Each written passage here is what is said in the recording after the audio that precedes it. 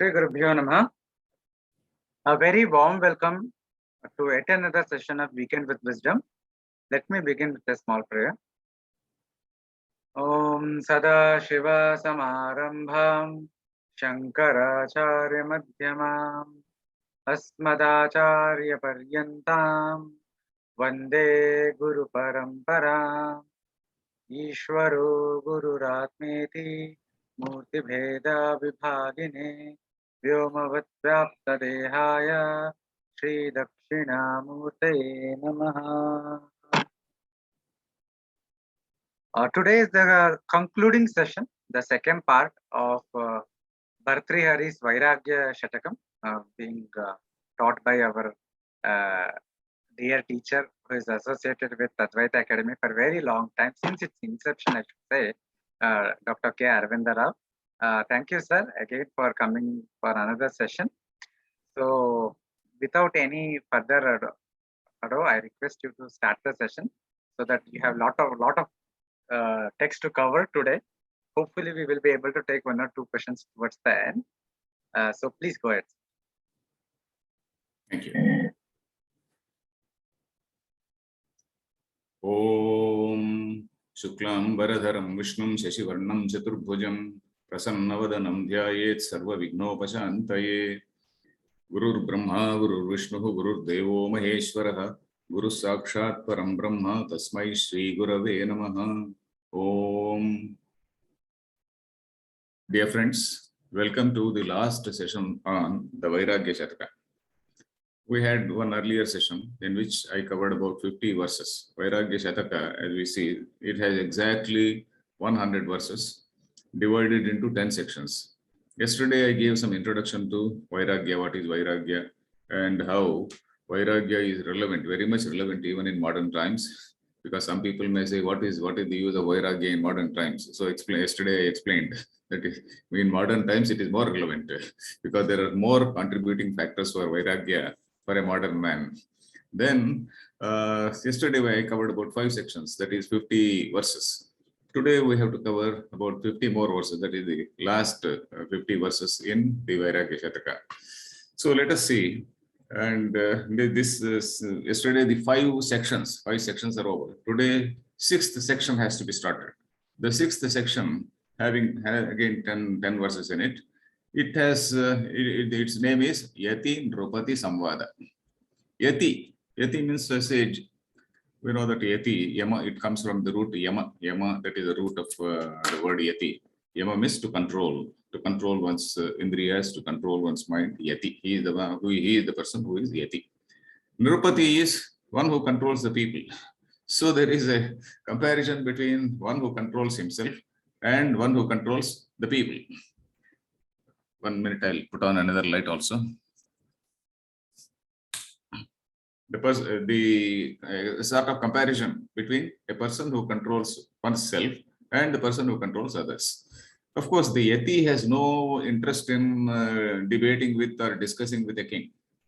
But sometimes there may be a situation where he is invited by a king or he may be summoned by a king.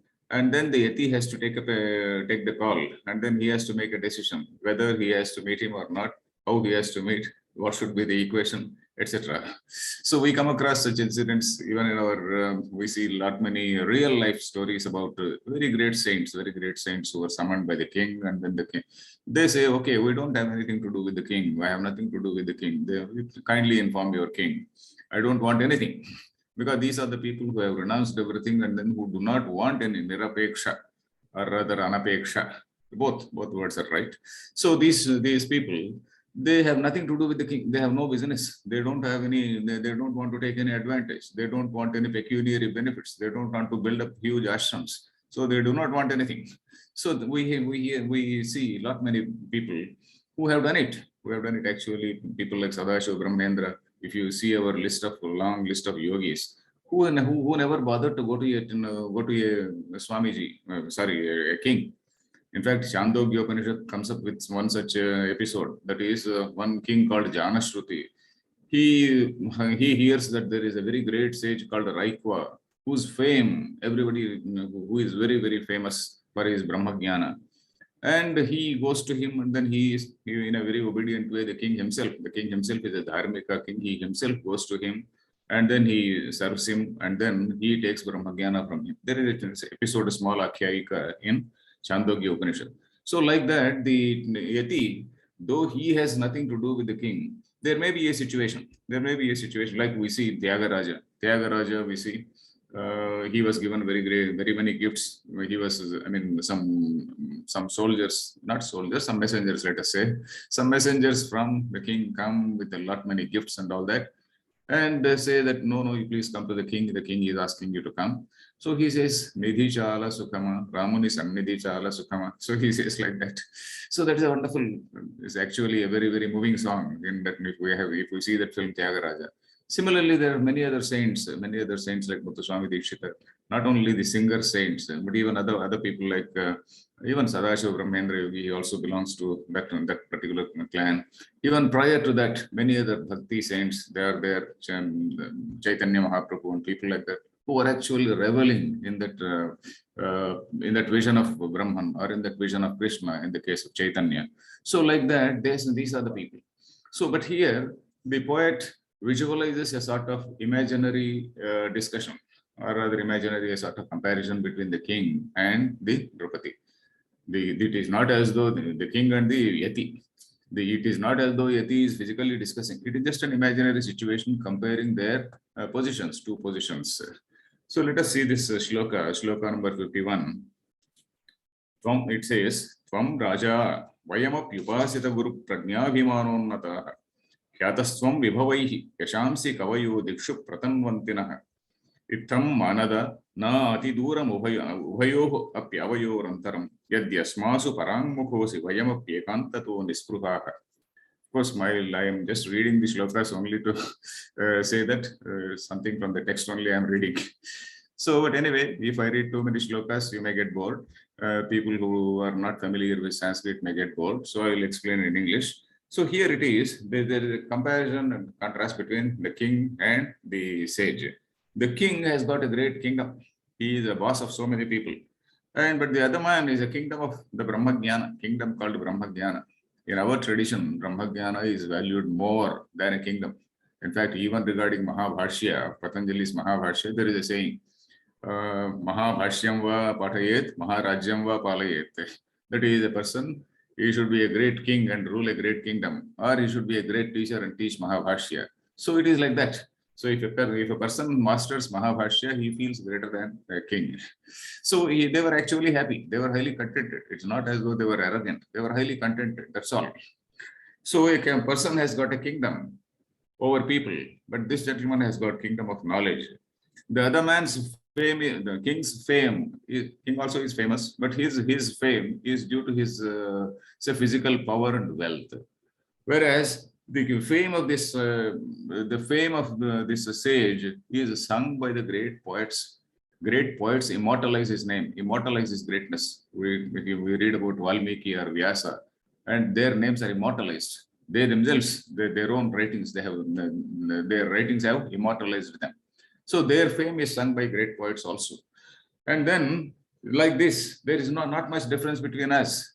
That is what the Yati says to the king. There is not much difference between us. And if you have no interest in us, we also do not have any interest in you. The next shloka also goes like that. Next shloka 52, it goes like that. Arthanam Yishishetvam. You are a boss of so much of wealth. You have got a lot of wealth and all that. And you have also conquered lot many people. Shurastvam. Shuraha means you are a warrior, you are a fighter, you have conquered so many people. But we have that knowledge. We have, if it comes to that, a jnani also debates. It is not as though jnani does not debate. A jnani, it is not as though he sits quiet and then in a corner and then he is not useful to the society or anything like that. If it were so, Shankaracharya would not have gone from Kanyakumari to Kashmir to have discussions with so many people of various schools at that particular time.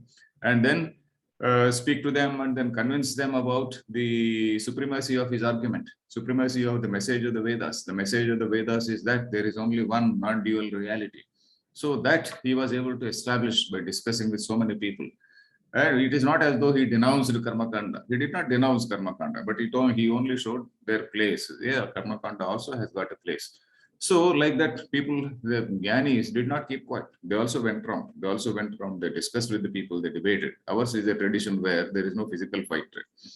Maybe if you see other cultures, there is a physical fight. There is a physical fight, and you destroy you. So you just believe in what I say. Otherwise, I'll kill you.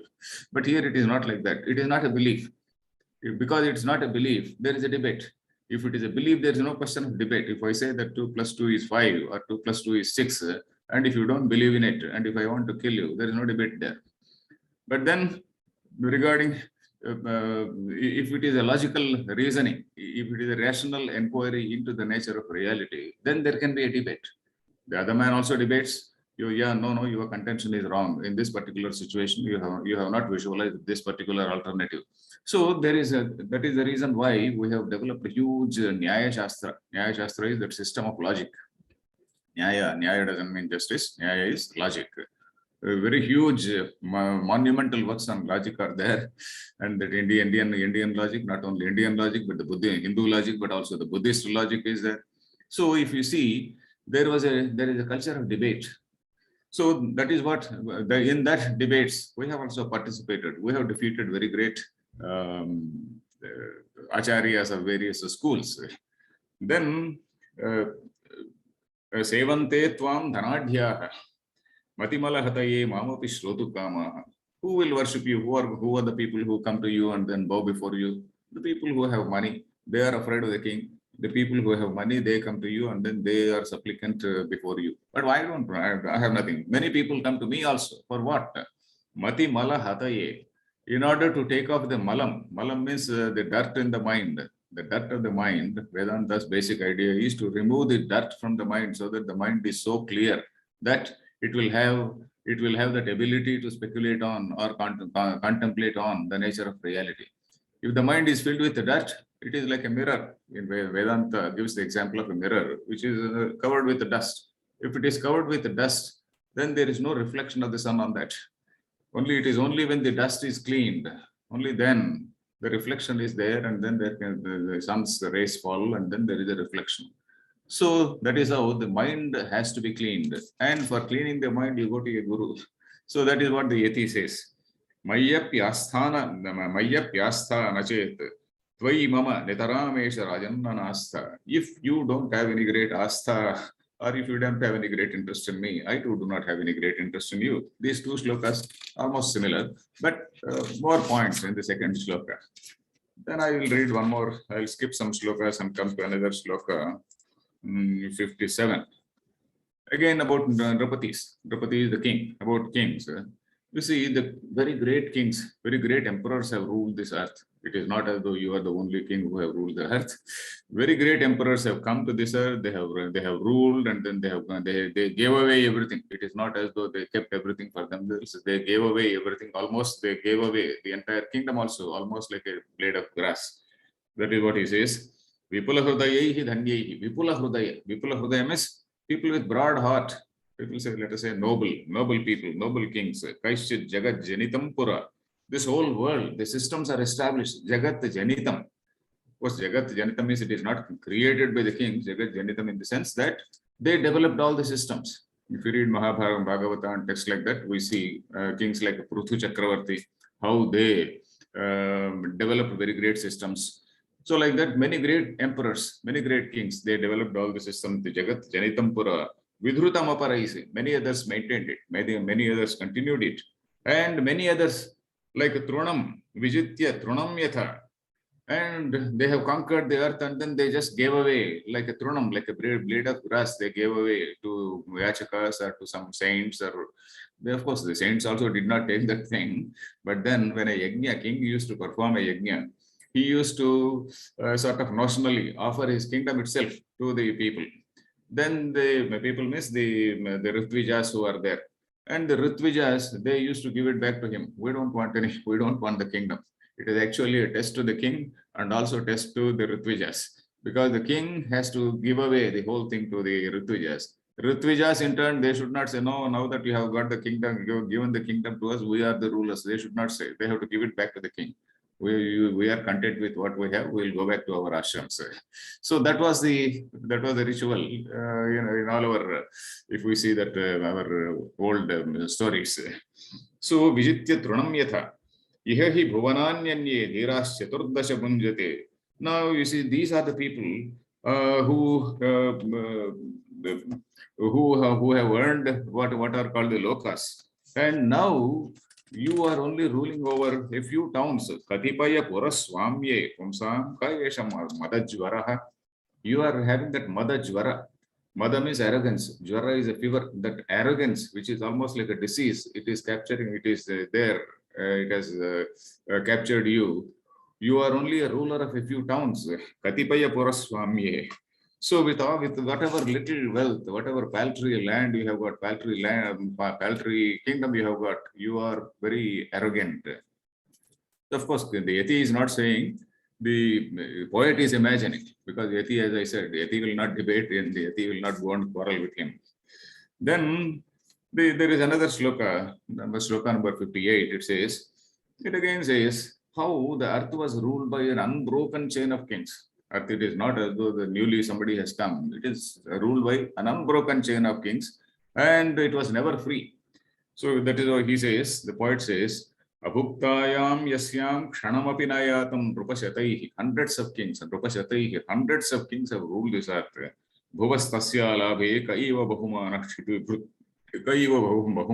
bhutam. What is the greatness? What is so great about it? Now that you are the king, you will also come and go. So why should you feel very, very proud about it? Tad amshasya pyamse tad avayava leshe patayah. You see, you are only ruling a fraction of what those kings ruled. Those kings, they ruled huge earth, but now you are having only a fraction of what those people ruled. Tad amshasya pi amshasya amsha, fraction of a fraction you are ruling. And you should actually feel sorry. Vishade kartavye vidadhati jada pratyutamudam. When you are actually, you should feel ashamed about your petty position. You are really feeling proud. I don't know why. So then he says, now there is a wonderful sloka about Sajata Kopyasit Madanaripuna Murdhni Dhavalam. This is a question about who is the most blessed person on earth. The most blessed person on earth is he whose kapala, on whose death, a person, even the blessed person, dies at one point of time, and after his death, his kapala, his skull, is worn by Lord Shiva on his head. Shiva is said to be the kapala mali. There are some stories where he says he wears it in his head, the kapalas in his head. How many kapalas can he wear? We do not know. It is only a symbolic. We should not physically look at it. We should not physically question it. Where he is also called a kapala dhari. Then all the mukta purusha means all the liberated people. Their kapalas, they are so much loved by Lord Shiva that he wears those kapalas as a garland. So that is the reason why we see in some photographs Lord Shiva wearing that kapala. He is also called kapala. He is also called kapala maladhari. Kapala shekharaha it is also called. But here, of course, in this commentary, in this shloka also, shloka says Shiva puts this kapala on his head. Sajatah kopyasit madanaripuna murdhni dhavalam kapalam yasyochair vinihitam alankara vidhi. So his life is really fulfilled. Whose skull is kept by Shiva on his head. Mauli, murdhni dhavalam kapalam. Murdhni means on his head. Then all these petty kings, when that is so, all these petty kings, whom some people come and bow before them, these are the people who are feeling arrogant. And who is Lord Shiva? There is a description of Lord Shiva. Description is Sakala Surasura Mauli Khachita Mani Prabhadipitasya Padaravindasya. It says his feet are touched by all the great gods. Lord Shiva's feet are touched by all the great gods. And now such Shiva is wearing this, is having this kapala of this Mukta Purusha on his head. Then see his greatness. And you are a king. Your feet are touched by some ordinary people, and you feel very proud about it.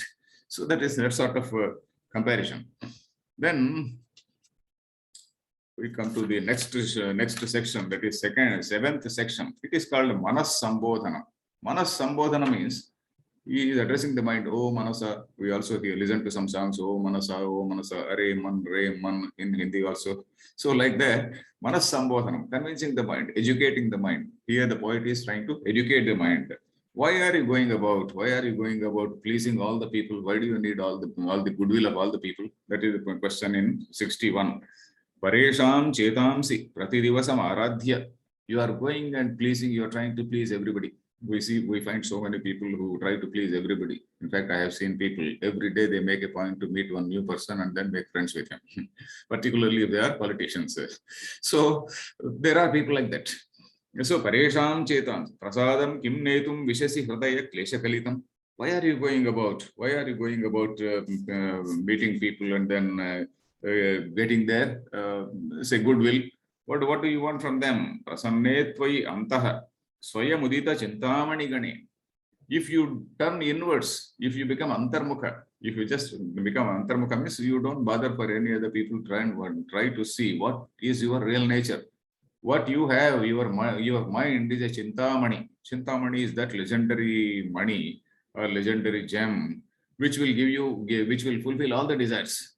It is the mind. It is the mind which binds us. It is the mind which liberates us. There is a saying. What is that? Bandhanam Manayeva Manushyanam Sadhanam Bandha Moksha Yoga. Manayeva Manushyanam Sadhanam. The mind is the means for bandha, for bondage, and also for liberation. So that is what we see.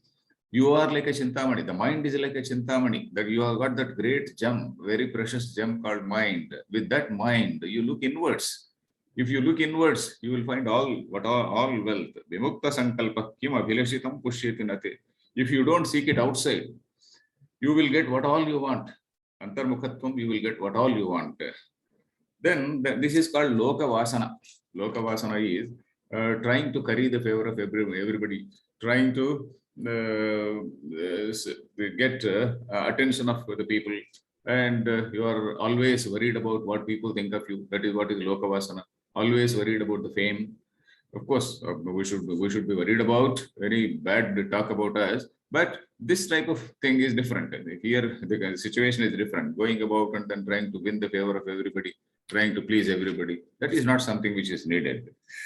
Then the 63, another sloka. Also, he says, so etasmad virama. Oh mind, come back from the sense objects. He says. It is these sense objects, they are like a great jungle. Sense object, if we see sense objects, means you have so many things. You see, in this modern world, we see from perhaps in olden days, they did not have so many sense objects. After all, very few sense objects were there in olden days. But if we see now, there are any number of things in any field, starting from electronic gadgets to so many things, so many weapons, so many cars, so many weapons, so many other things, so many other pleasures, so many places of good repute, ill repute, whatnot. All these things are there. Etasmad virama, indriya gahanad ayasakad, ashraya shreyo margam. Indriyartha gahanat ayasaka. Indriyartha gahana is such a dense jungle of sense objects. It is not one. Imagine when Bhartrihari himself, at his time, he calls it a dense jungle. Now, what is it? Then ashraya shreyo margam. You leave that preyo margam, come to shreyo margam. As I said, there are two words, shreyas and preyas. Preyas is what gives abhyudaya, what gives prosperity in this life, in this world rather.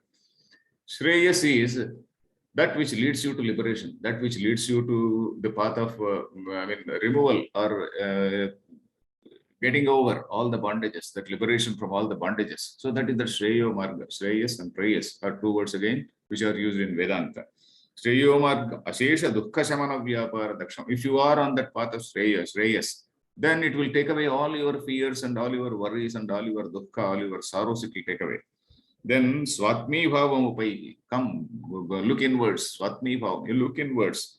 Santyaja nijam kallolam gatim. You stop the turbulence of mind. Kallola gati. Kallola means water. It is kallolam, we say. Kallola is very, very turbulent waters, we see. Our mind also is turbulent so many times. So give up the turbulence of mind. Ma bhuyo bhajabham bhavam bhaja bhanguram bhavaratim. Don't get trapped in this ephemeral life. Chetah prasida adhuna. Oh mind, prasida, prasida. He is requesting the mind, you become calm, become calm. Prasida actually means chitta prasadam. We also hear this expression prasida. Hare Venkatesha prasida, prasida. Oh Venkatesha, Venkatesha, be kind to me, something like that. So prasida is prasanna, it coming from siddha, sada dhatu. Sada means to stay calm in a particular place. Prasida means just to stay calm. Prasida, prasida. In order to attain Brahmajnana, we need the prasadam of three people, it seems. Guru Prasada, then Deva Prasada, Shastra Prasada, and Chitta Prasada. Guru Prasada means the Guru has to be kind, he should be compassionate, and then he has to be the right teacher, a good teacher. Shastra Prasada. Shastra also should favor you. Shastra, that means you should have a favorable attitude to Shastra, then Shastra will favor us. Then Chitta Prasada. The mind also has to be calm. If the mind is worried about so many other things, there is no Chitta Prasada. So, if we want to attain Brahmajnana, these three prasadas are required. Guru Prasada, Shastra Prasada, and Atma Prasada. Atma Prasada means the self, that is Chitta Prasada. So here in this shloka, he is talking about what is called Atma Prasada or Chitta Prasada. Then we come to another shloka, shloka number 65. He is again addressing the mind. Oh mind, do not think about wealth. And what is this wealth? This wealth, or Lakshmi as we call it, this is something which dances according to the tunes of rich people, dances according to the tunes of the kings. And according to the tunes means the king twitches his brows, as and how he moves his brows. You are dancing in accordance with the movement of his brows. That is what he says. Chetas chintayama ramam sakrut imam asthayinim asthaya. Then he says, oh mind, don't think of this Rama. Rama means Lakshmi, or wealth, let us say. Imam asthayinim. This asthayini means something which is not stable in one place. It is always fickle. It is here today, it goes tomorrow. Chanchala. That is why it is said Rama is said to be Chanchala. Asthaya, Bhupala, Bhukuti, Kuti, Viharana Vyapara, Panyanganam. You see, he is using a very strong word about Lakshmi. He says Lakshmi or wealth is like a Panyangana. Panyangana is a woman who can be bought. Panya means money. Panyangana means a woman who can be bought for money. So this group of, and this Angana, what type of Angana is she?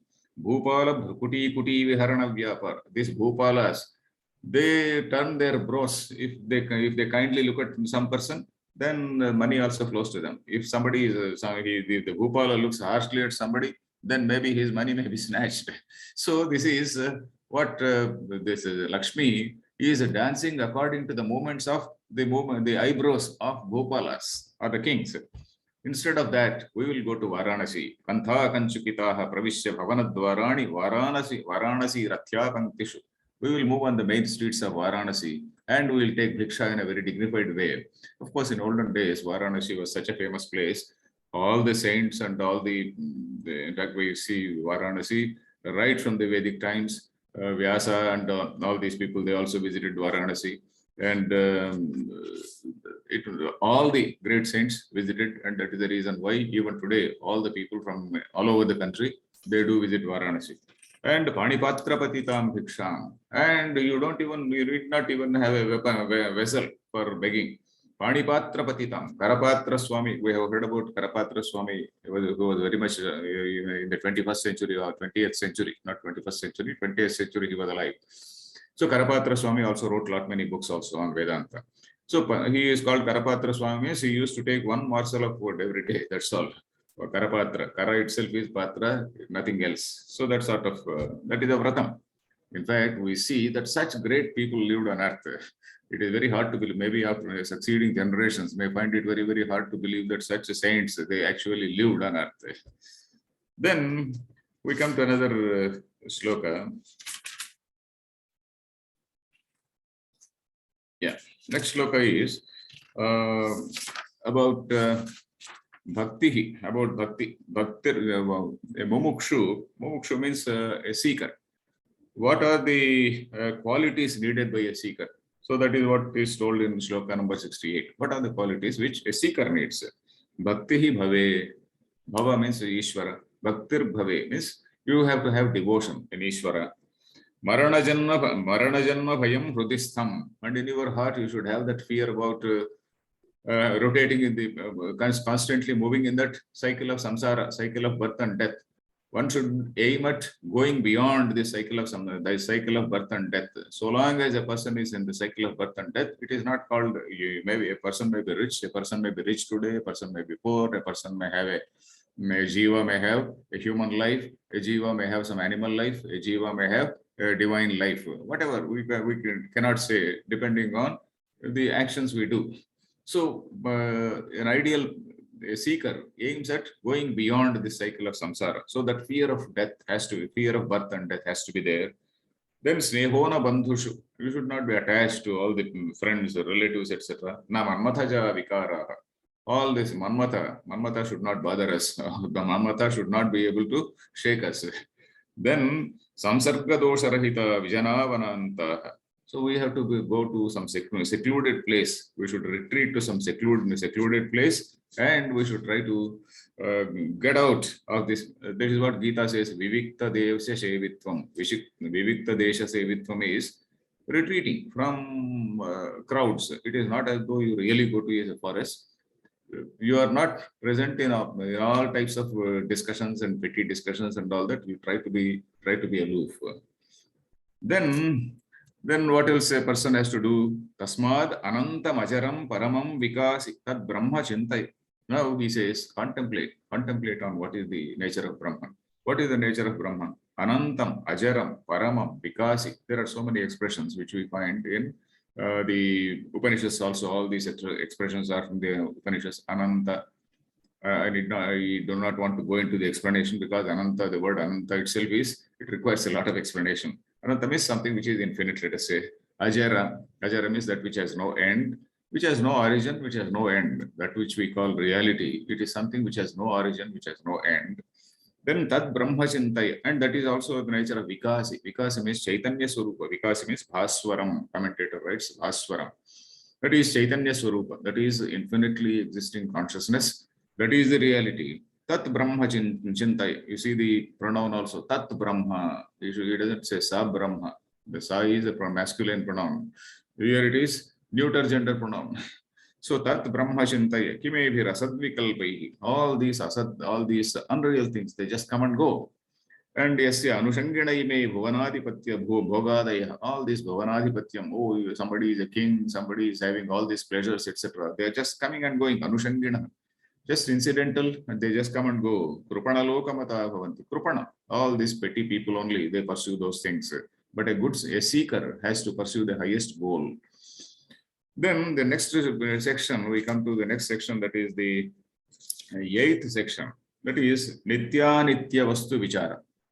This word is familiar to students of Vedanta. Nitya Nitya Vastu Viveka is a word which is very familiar to students of Vedanta because Shankaracharya uses this word in his introductory words for Brahma Sutra Bhashya.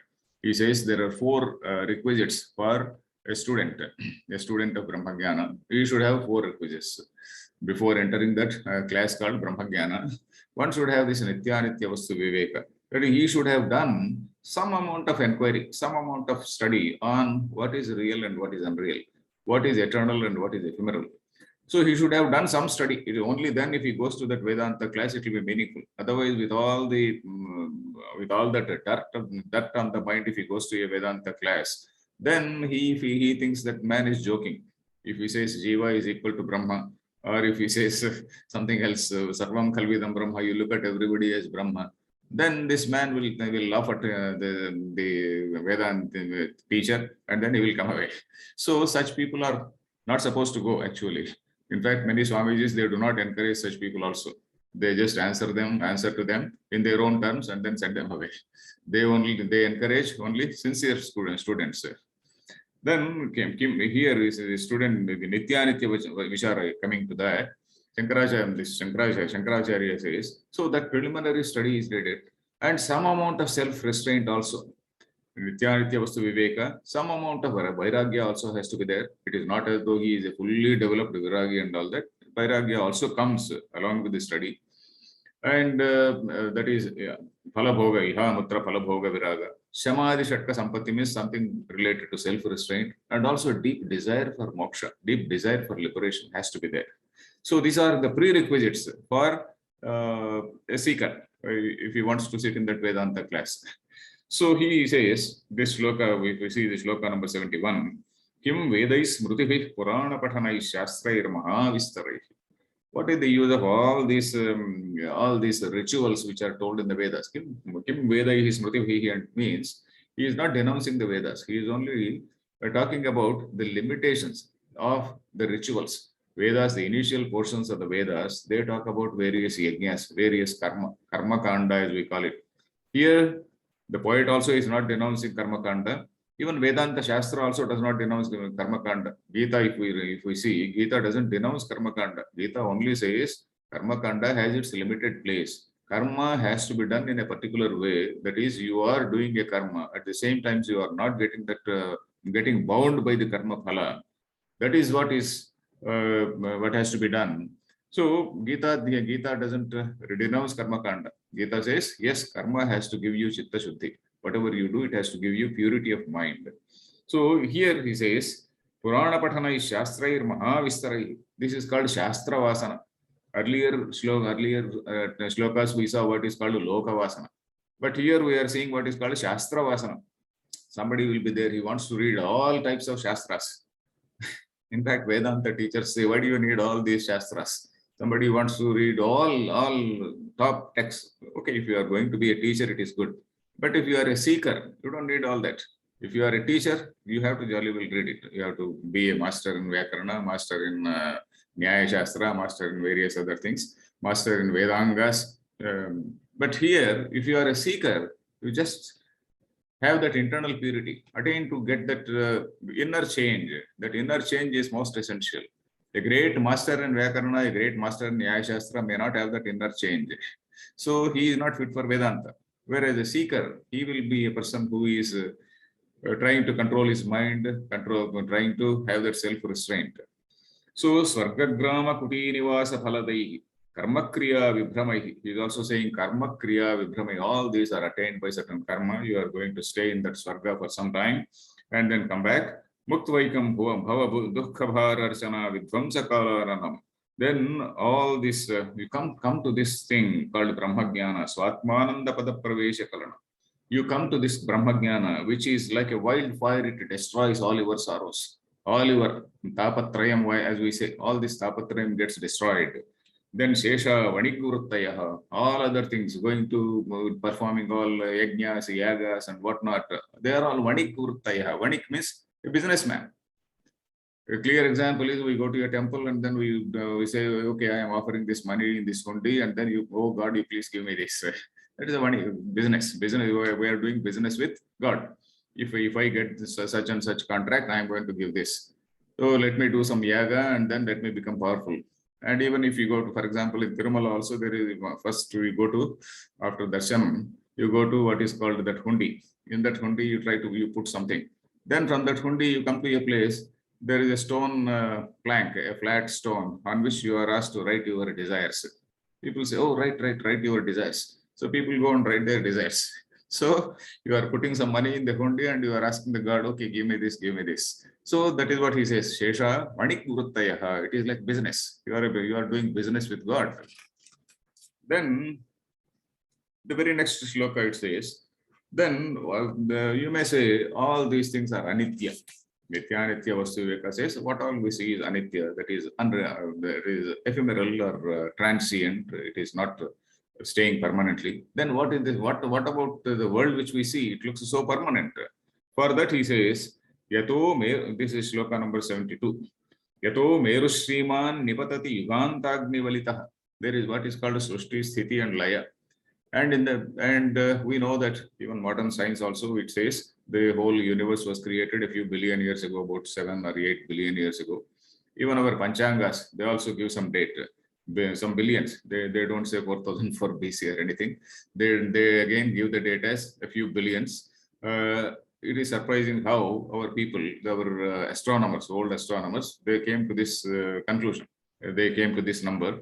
Maybe some people with the knowledge of astronomy will be able to explain it.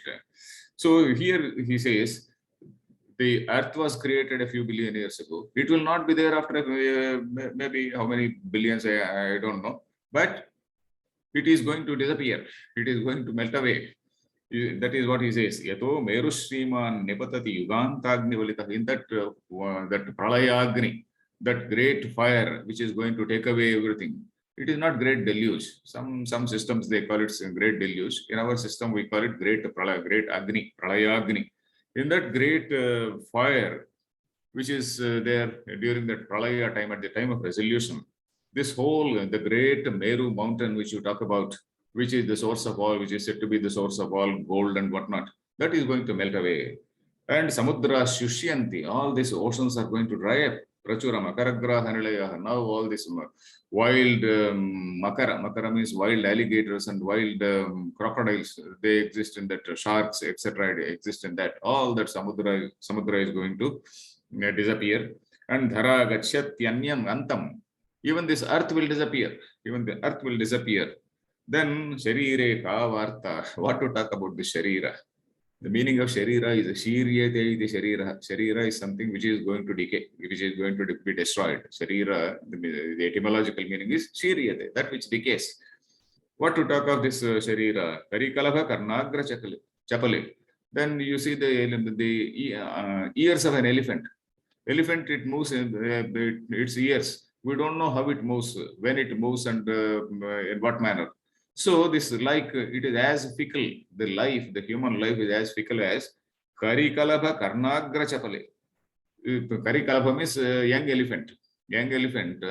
Chapala means it is so fickle that it is waving its ears. So our life also is like that. Just in a very, very fickle manner it is there.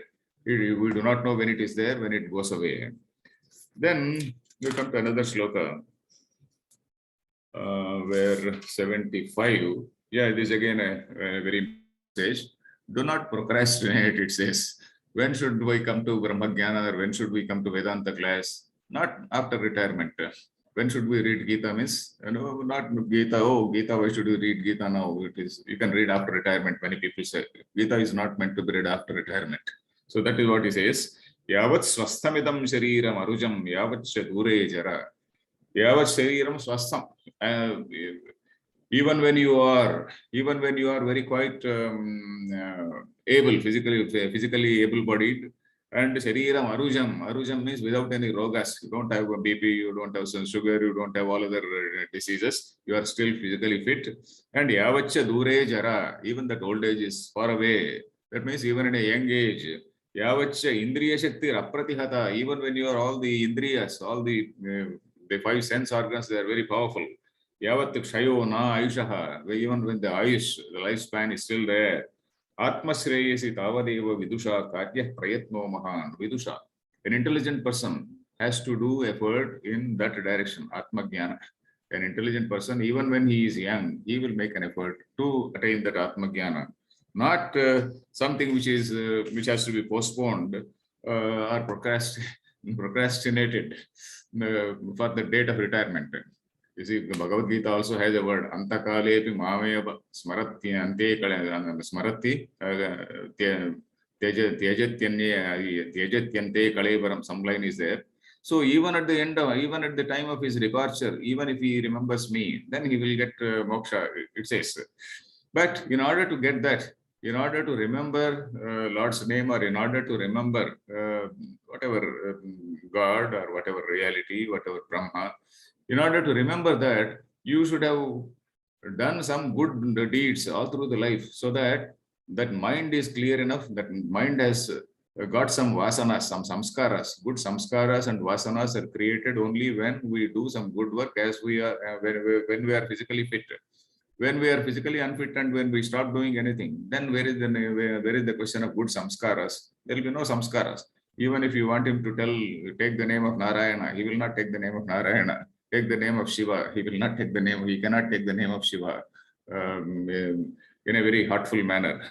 So that is the picture. So that is why Sandipte Bhavane tu Pupa Khananam Pratyudyamah Kidrushaha. when the entire building is under fire, if you are starting to dig a well, in olden days they used to dig wells for water. So when the building is on fire, if you start digging a well, what is the use? When the body is going away, when the person is dying, how can you remember Narayana or Shiva? You cannot. Then you come to another sloka number 77. Then what should a wise person do? A wise person has to do tapas, it says. Nanyat shreyo jagati vidusho anyatra tapasah, he says. Anyatra tapasah means except tapas. Na anyat shreyo jagati vidushaha. There is nothing else which is the shreyo marga for an intelligent person. Vidushaha means that is the Shashti Vibhakti for the word vidwan.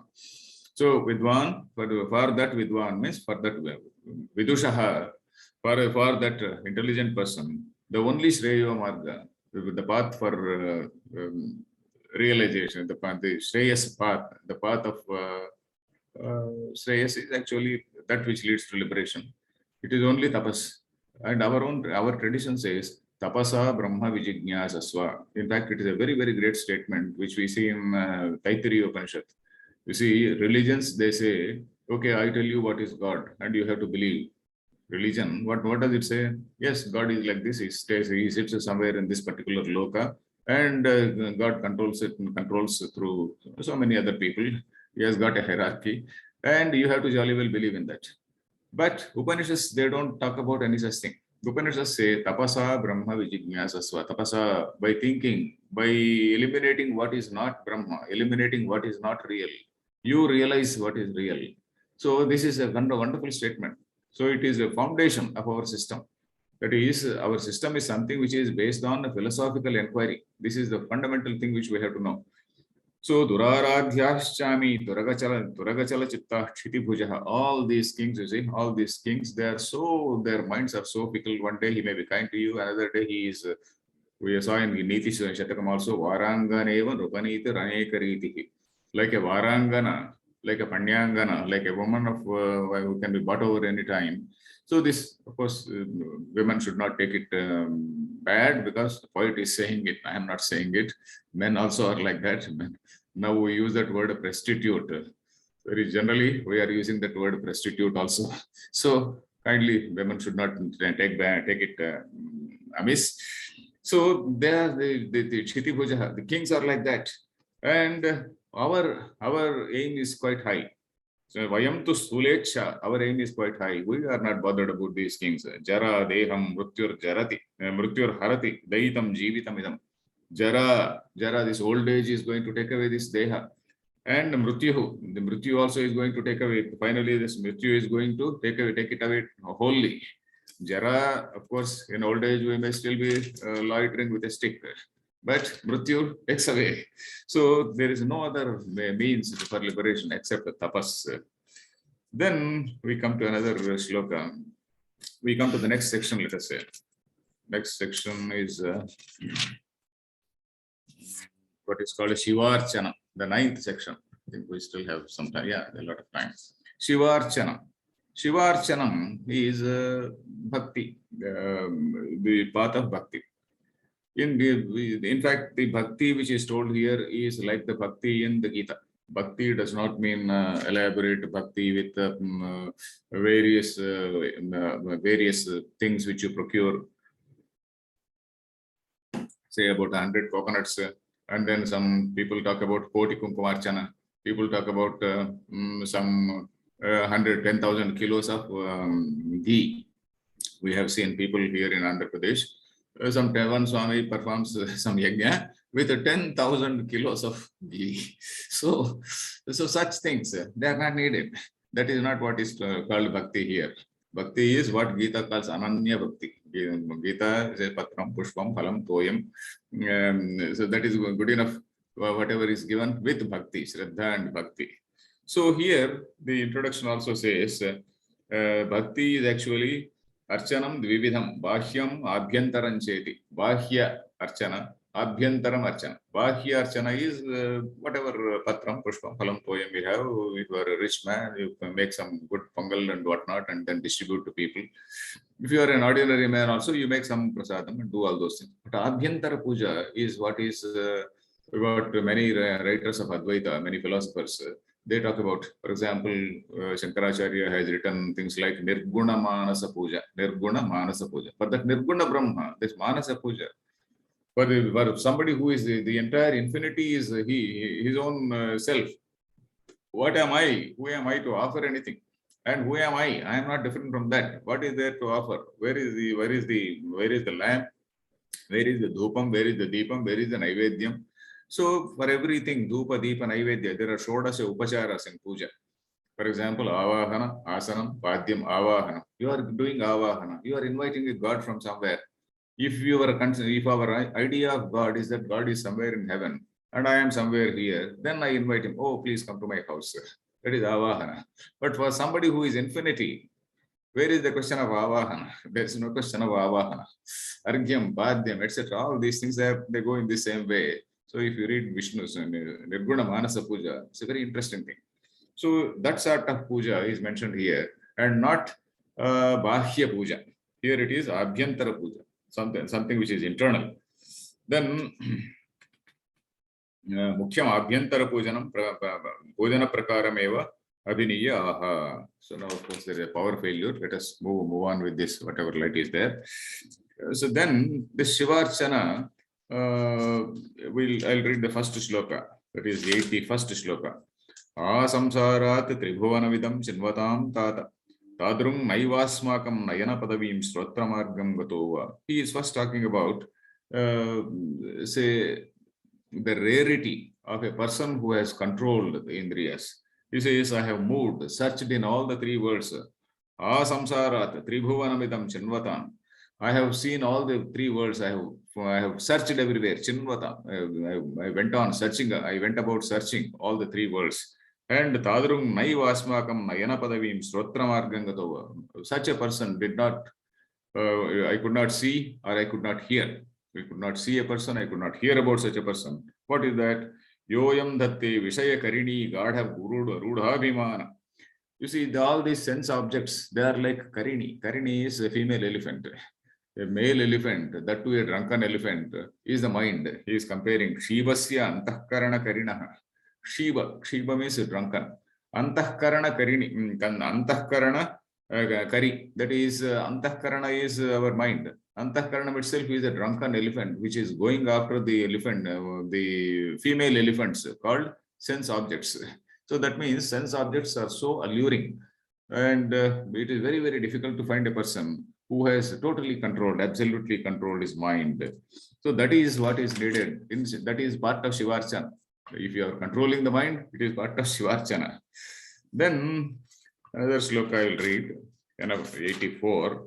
84 he says, Maheshwareva Jagatam Adhishware Janardaneva Jagad Antaratmani. So he is talking about Maheshwara. Maheshwara is also the Lord of all the worlds. Jagatam Adhishwara. These are all, this is in Saptami Vibhakti. Maheshwareva Jagatam Adhishware. Jagatam Adhishware is the adjective for Maheshwara. Jagatam Adhishwara, that is, he is the Lord of the three worlds. Who is that? Maheshwara. Then who is the Antaratma for all these three worlds? Antaratma, who is the Antaratma for all the three worlds is Janardana or Vasudeva. Vasanti Jaganti Asminniti Vasudeva. That is the meaning of Vasudeva is all the words are in him. Vasanti Jaganti Asmin iti Vasudeva. Athava Vasuhu Athava Devaha iti. Vasuhu means Vasati. Sarveshu Purshu Vasati iti. One who is the indweller. One who is the indweller of all the beings. That is what we say, indweller. So Janardaneva Jagadantaratmani. He is the Antaratma. He is the indweller of all the Antaryami Brahmana. There is a Brahmana also in the Upanishads. So na Vastu Veda Pratipatti Rastime. I don't see any difference. I don't see any difference between Ishvara and Narayana or Vishnu. See, in those days, probably at the time of Bhartrihari, still Upanishadic philosophy was quite strong in philosophy, quite strong in society. Sorry, it was quite strong in the society. So that is why in those days, people did not see difference between Shiva and Vishnu. Much later, when the followers of Shiva also became, Shiva is, according to Shiva Purana, okay, Shiva is supreme, and then Vishnu and Brahma originate from Shiva. If you see Vishnu Purana, Vishnu is supreme, and Brahma and Shiva originate from him. So the hierarchy changes as we see the Puranas.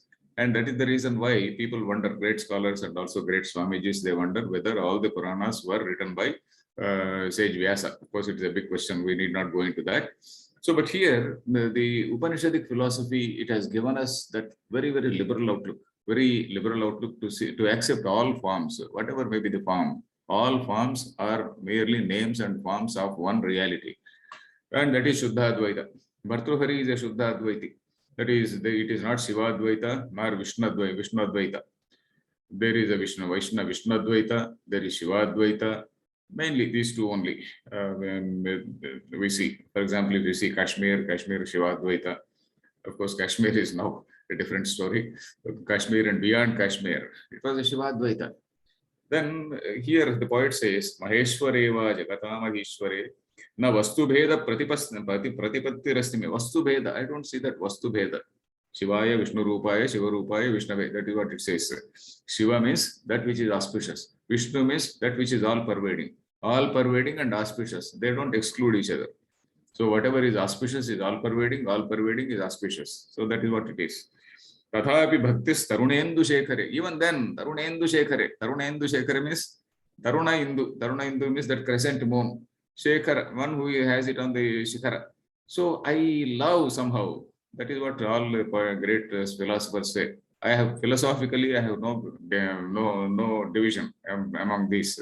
I don't see any difference. But still, by virtue of my upbringing or by virtue of my vasanas, I love this particular figure. It is not as though I don't like the other figure. I love it more. That's all.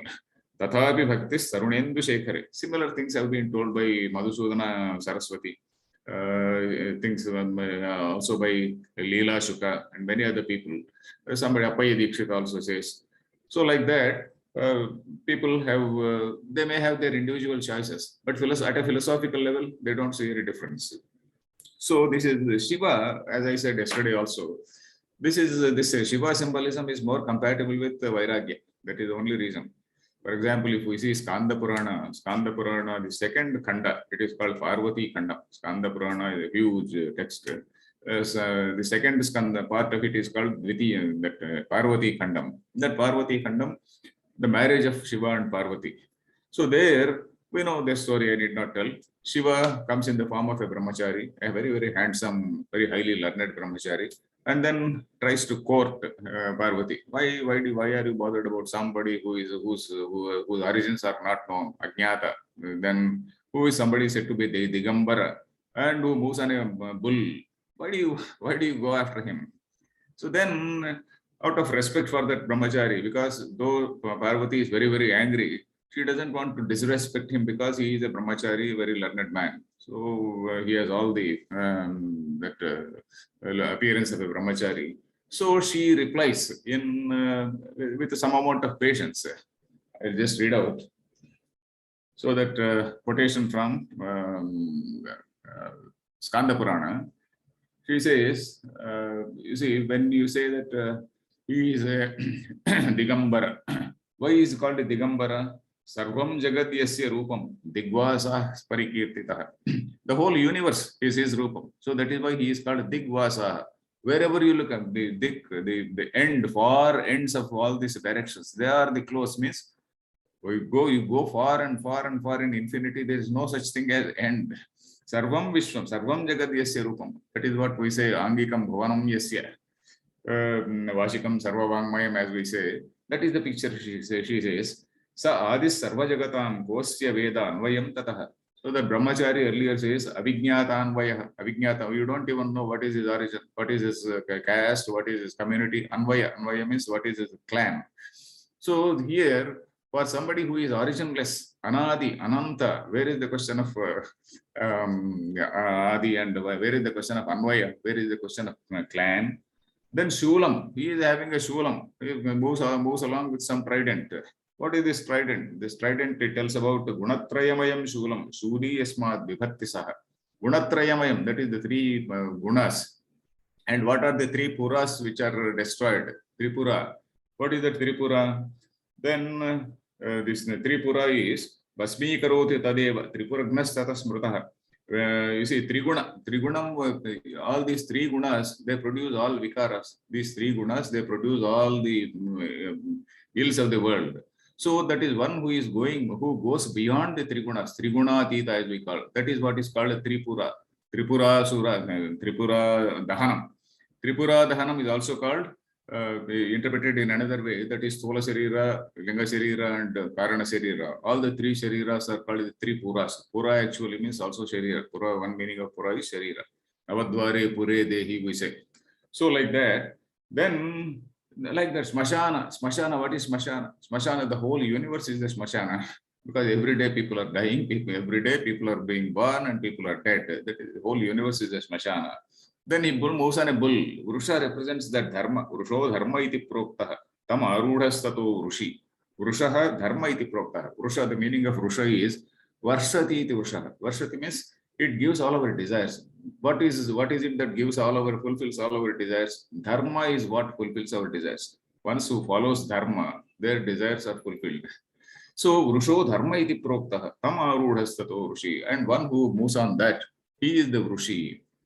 So the dharma, we also hear about this dharma devata as Vrushabha, which moved on 4 legs in Krita Yuga, 3 legs in Treta Yuga, 2 legs in Dwapara Yuga, and hopping on 1 leg in Kali Yuga.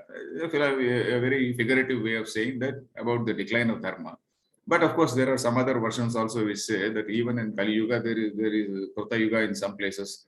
Kali Yuga, in Krita Yuga also there was Kali Yuga in some places. That is why people like all these demons were there even at that time. Anyway, whatever it is, Gunahikyam, depending on the abundance of Sattva-guna, Rajoguna, or Tamo-guna, these yugas are also defined. But anyway, Vrushaha is dharma. If you follow dharma, it gives all the desires. It fulfills the desires. And he is the person who is sitting on that. He is riding that particular bull. So like that, she explains the Shiva symbolism. And the Shiva symbolism is something which is more compatible with the sannyasis. So like yesterday I was saying, Vishnu symbolism is more to do with some sort of enjoyment, happiness, and such things. Sthiti, Vishnu, because he is a Sthiti Karaka. So let us go to the next shloka, that's Shivarchana. Then let me see, we'll go to another shloka, 86, shloka number 86. 86, he says, a really great person, he is he who will give away what all he has, having distributed all wealth. In olden days, some people used to do that, not many. Some people used to do that. It is called Sarvasva Dhanam. If he does it in the process of a yajna, it is called Sarvajit Yaga. Sarvajit Yaga, like we hear in Kathopanishad, Vishanhavai Vajashravasaha Sarvaveda Samdadau. That is called Sarvajit Yaga, in which he was supposed to give away what all he had. So, but here it is not through yaga, but we just distributing the wealth. Having distributed all wealth, we will spend time contemplating on the Supreme. That is the highest form of, that is the highest way of living, or noblest way of living. That is what he says. Vitirne sarvasve. Sarvasvam vitirnam. Vitirnam is distributed. Taruna karuna purna hrudayaha. And all our hearts filled with compassion. Compassion for everybody, not for my own clan, not for my own people. Compassion for everyone. Smarantas samsari viguna parinamam vidhigatim. This unpredictable samsara, contemplate seeing this unpredictable samsara. Vayam punyaranye parinatara sharachandra kirana triyama neshyamo harasharana chintaika sharana. We shall spend the moonlit nights contemplating the feet of this Hara. Hara means Shambhu, Shiva. Contemplating on the feet of Shiva. We will spend the moonlit nights. Punyaranya. Punyaranya is in that Tapovana, in that Vanaprastha time, in that Punyaranya Viharine, there is a shloka also. In that Punyaranya, in that Tapovana, we will spend our moonlit nights in such a way, our hearts filled with compassion, actually seeing this unpredictable nature of this samsara. So we will give up this, we will retreat to the vanaprastha, and then spend our lives. Then we come to another sloka number 90. Then in this sloka, again he says, you see, many people have lived like this also. As I told you, the example of Karapatra Swami. So something like that he describes in this shloka. Panim patrayatam. Pani is a palm. Panim patrayatam. That is, Pani has become the patra, being bowl for him. Then nisarga shuchina bhaikshena santushyatam. So this some bhaikshyam. Shuchi, bhaikshyam means something received from good people. Shuchi, even when begging, we are supposed to take alms from a good man only. If you go to a rich, corrupt person and then have nice food, then you are sharing his papam with sharing his papam also. Yajamana krutam papam anna rupena tishtati. There is a line. Yajamana krutam papam. If I have done sin, lot of sin, and if I think that by sharing my food with everybody and then okay, my sin goes away, it is true. But for the person who is taking my food, he will get my sin. He will share my sin. So it is like that. So Shuchina Bhaikshena Santushyata. You go to humble people. You seek food from humble, pious people. And then those people, whatever little they give, be happy with that. Yatra Kwapi Nishidatam. Wherever is you just under a tree or some other place, you just take rest. Then seeing the world as a Bahutrunam Vishwam Muhuf Pasyatam. Trunam.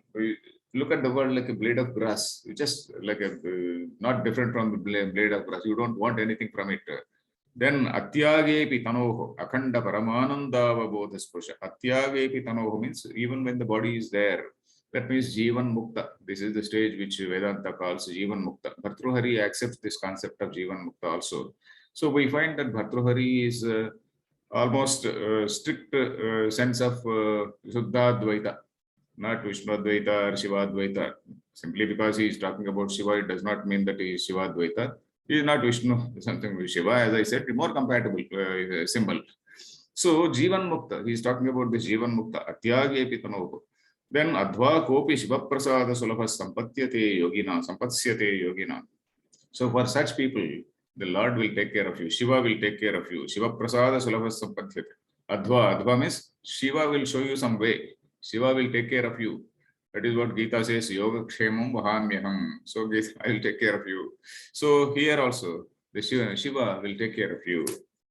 Then that is how many people moved about. It is very hard to believe.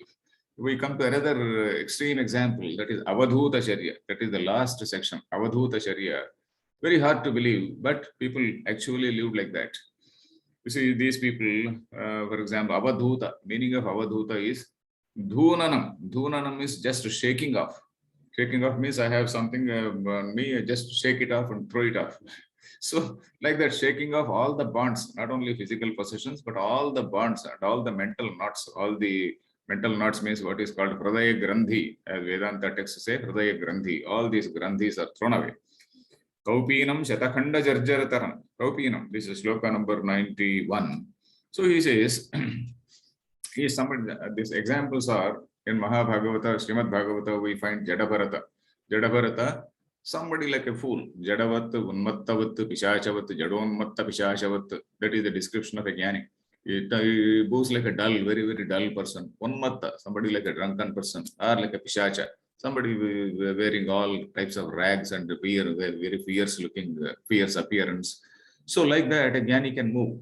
Jnani, probably many jnanis move like that. Then it is also called Ajagara Vritti. Ajagara means, Ajagara is somewhat like a huge python. And that huge python, it doesn't move much. Any animal which comes near, it just takes it. So Ajagara Vritti, we should not take it in the negative sense. We have to take a simile in a positive sense. Negative sense means whatever comes to it, it will grab. Not like that. Ajagara Vritti, you have to take it in a positive sense. That is, he will not hanker for wealth, he will not hanker for any comforts. Whatever is available, he takes. So that is all. Yadruchalabha Santushta, as Gita says. Then here, Kaupinam Shatakhanda Jarjarataram. Kaupinam, that loin cloth is torn into so many pieces. Kantha Punas Sadushi. Kantha, they used to have one kantha that is a sort of multi-purpose thick blanket, a multi-purpose blanket. In the night, he will sleep in that only. It will be a sort of body cover. He will sleep in that. Then Naishchintyam, absence of any worry. Nirapeksha bhikshamasanam, nirapeksha, without bothering much, whatever bhiksha comes, that bhiksha is taken. Nidrash mashane vane, either in the forest or in the smashana. Swatantrena nirankusham viharanam, nirankusha viharanam. That absolutely, ankusham is something which is a controlling agent, a controlling element. With absolutely nothing. I am free, totally free man, without any hesitation. Without any hesitation, there is no question of shatru, there is no question of enemy, so I can go anywhere. If there is a question of enemy only, then we have to take care, and then there will be, I can't go to my enemy's house boldly. So, but here it is not like that. There is no enemy or anybody. Then Swantam Prashantam, then Stairyam Yogam Hotsavepi Trailokya Rajyanakim. If that is so, why do you need the kingdom of all the three worlds? So this is the Avadhuta. This is how an Avadhuta lived. I will read one more sloka from 93, for example. 93 says, it is an address to Lakshmi. Lakshmi, all these days he also had Lakshmi. Lakshmi means wealth, and that wealth gave him some comforts, protected him to some extent. So he says, Matar Lakshmi. That is the reason why he addresses with some respect. In a respectful way, he says, Hey Lakshmi. Then Matru Grahanam Etavantam Kalam Tvaya Rakshita Vayam. Commentator says, all these years, you have given us some help, you have protected us. So, but now I don't need Matar Lakshmi. So he is respectfully talking to her, oh Mother Lakshmi, you please go to somebody else. Bhajasva Kanchid Aparam. You please go to somebody else. I don't want you anymore. Matkangshini Masmahu. Don't come to me. You don't come to me. You need not seek me. What is your use for us? We have no desires. When we have desires only, we need you. We don't have any desires. Then Bhogeshu Sprahayala Vase. There are so many people who will be under your control and who need various bhogas. Bhogeshu Sprahayalavaha. The people who desire various bhogas, they will be under your control. You please go to them. Ka nispruhana masi. What will you do with people like me who are nispruha, absolutely no desires? Then how can I manage them? Sadhyasyuta palasha patra putika patre pavitri krutai. Sadhyasyuta. You see, there is a palasha patra. Palasha patram. I don't know what is the English equivalent. In Telugu, we call it moduga. Moduga. That is at the time of Sandhya, at the time of Yajñopavita, Upanayana also, that dandam, palasha dandam is given to the brahmachari. That would be brahmachari. He will carry that palasha stick. That is that tree. Native language, whatever what it is, I do not know. Palasha patra. So that patra, the leaves of that palasha, they are quite big. And in fact, they make some small what we call in Telugu we call it doppa. At the time of Shraddha, or at the time of some festivals. So the Purohita Archaka comes and then he makes some sort of cups with those leaves, or some plates also sometimes, and some cups also. All are that is said to be a very sacred tree. Palasha Vruksha is said to be a very sacred tree. With that Palasha with the leaves of that Palasha Vruksha, I will prepare some cups, and then in that cup, some bhikshannam, somebody will give some bhiksha, and in that cup, it is purified, much, it is pavitri kurtai. Even ordinary annam is purified in that. Then bhikshavastu bhireva samprativayam vrittim samihamahe. We will live like that. We will take bhiksha in that patra made of that Palasha leaves, and then we will move on the streets of Varanasi, and we will take bhiksha from good people, not from bad people. Then 90, I'll come to one more sloka. 96. 96 again is a very interesting sloka where people talk about him. People talk about him in various ways, because this sannyasi, he is somebody who is alingi. Avadhuta is also a sannyasi. He has taken up formal sannyasa.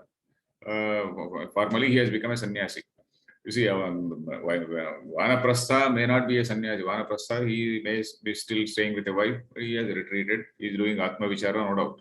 But this person who is a sannyasi, he is extremely, actually moving like an avadhuta.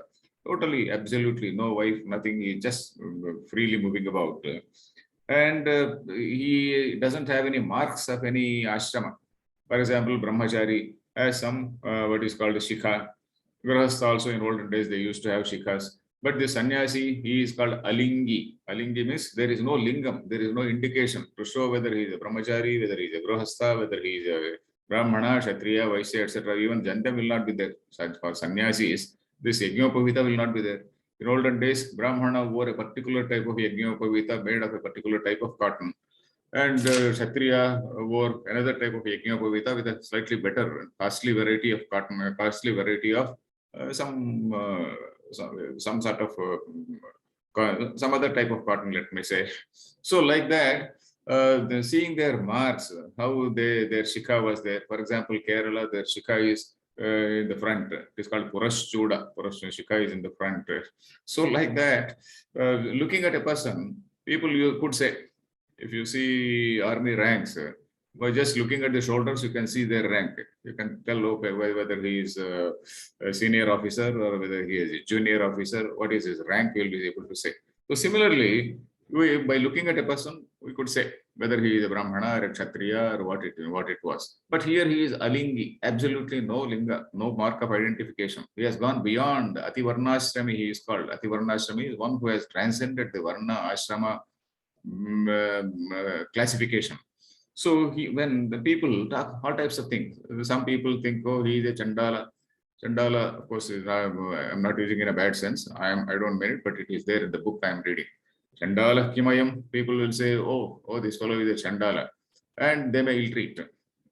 Vijati Rathava, or, oh, you see a Vijati, somebody who is a Vijati. Vijati means Brahmana, Kshatriya, Vaishya, all the three are called Vijati. Athava Shudroatha, or is he a Shudra?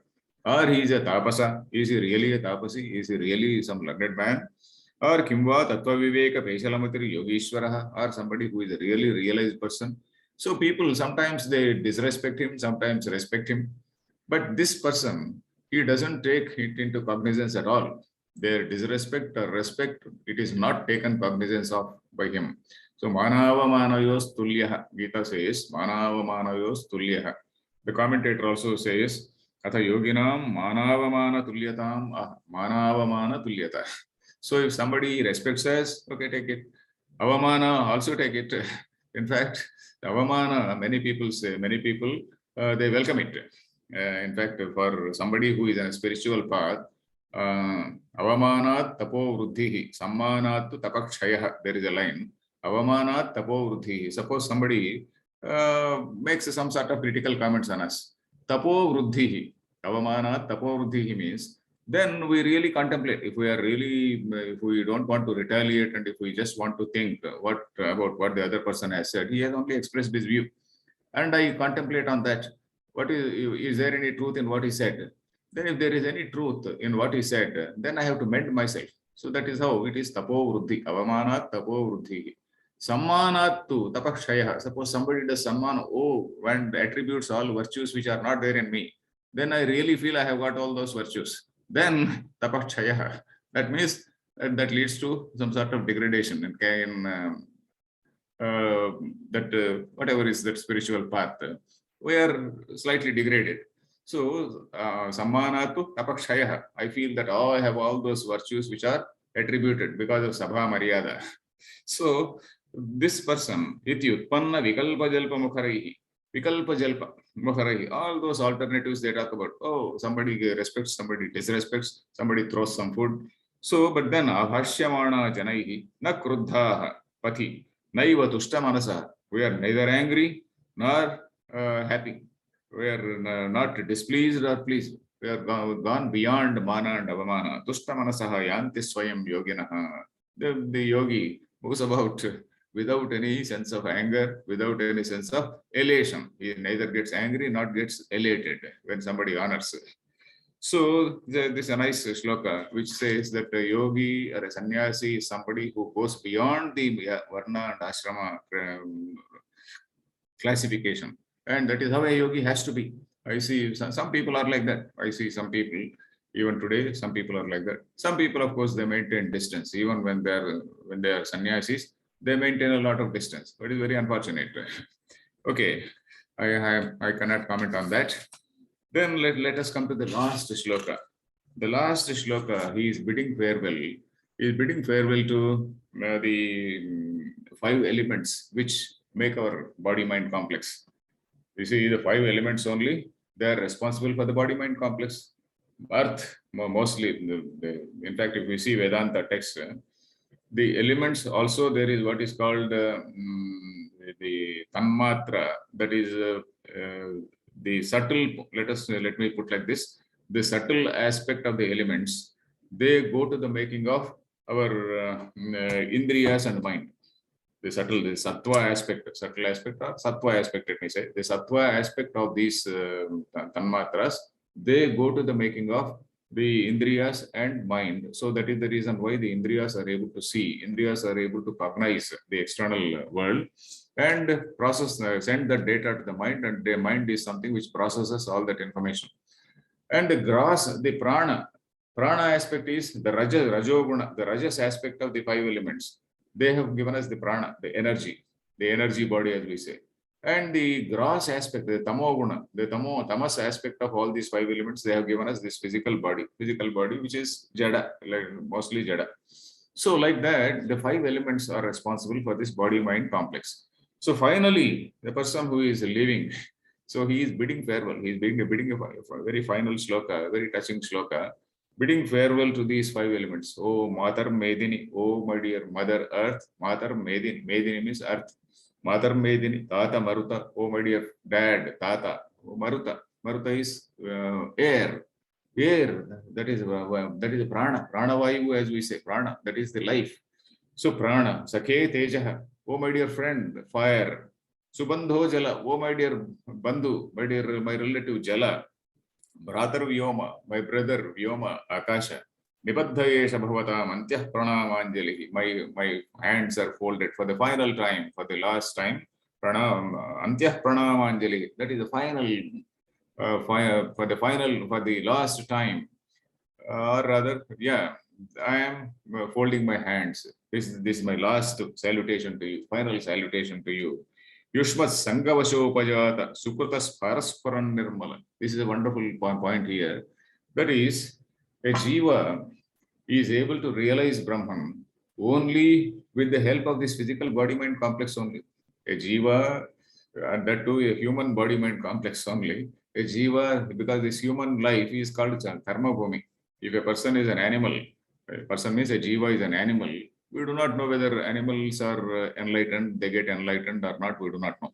Suppose you cut a goat, we don't know whether a goat is enlightened or not. We don't know whether an elephant is enlightened or not. And it is like that. So the human life is the only stage at which you are able to mend your ways. Karma Bhumi, it is called Karma Bhumi. Karma Bhumi does not mean India. Again, one more point we have to see. Karma Bhumi does not mean India, though Puranas may say, from Puranic view is different and Vedanta view is different. Vedanta view is Darshanika Drushti, philosophical approaches in Vedanta, whereas Purana, mythological view. So if India were to be the Karma Bhumi, what about Kashmir and Afghanistan, which have gone away? Once upon a time, they were part of Bharatavarsha.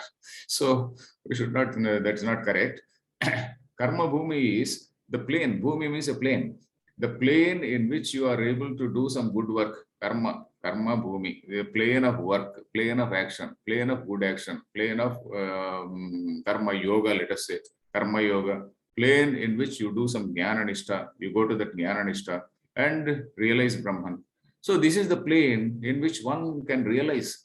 And for that realization, all this body-mind complex helps, because on this body-mind complex, he dwells, he tapasa brahma vijñāsasva tapo brahmeti, then he says annam brahmeti vyajanath, he goes and says, oh, this annamaya, first feeling is annamaya kosha, oh, this is actually the reality, this is myself.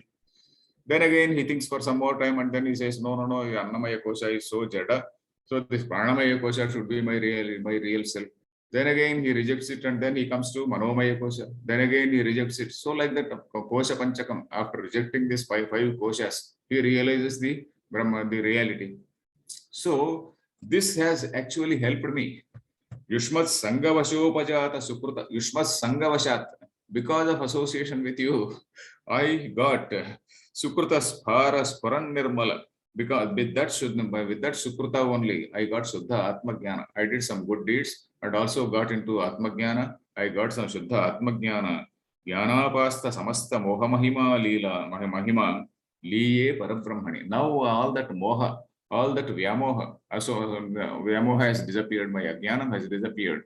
Now I am merging in Brahman. That is the last word is Liye Parabrahmani. In that supreme Brahman, he is not talking about, he is not saying whether it is Shiva or Vishnu. He is using the word Parabrahmani. In that supreme Brahman, in that supreme reality, I am merging. So this Aham, this I, the individual I merges into Soham. This individual Aham merges and becomes Soham. So Liye Parabrahmani. I dissolve into Brahman. So this is the final shloka, which is a very nice shloka. Then, so finally, what do we see in the, by way of summing up, if we see, so this whole book, starting from Yati Shatakam, Shrungara Shatakam, and Vairagya Shatakam, it presents a wonderful picture of a particular culture. That's what I feel. Particularly this Vairagya Shatakam, where you find such noble characters who rose above all human limitations. We have got, as I said yesterday also, we have got our identities. I belong to a particular religion, a particular caste, and I am wedded to this particular dharma, wedded to this political ideology, wedded to this particular religious ideology. So many things are there. So there are people, these are the ideal people. They are the people who are like role models. They are like the role models for the entire society.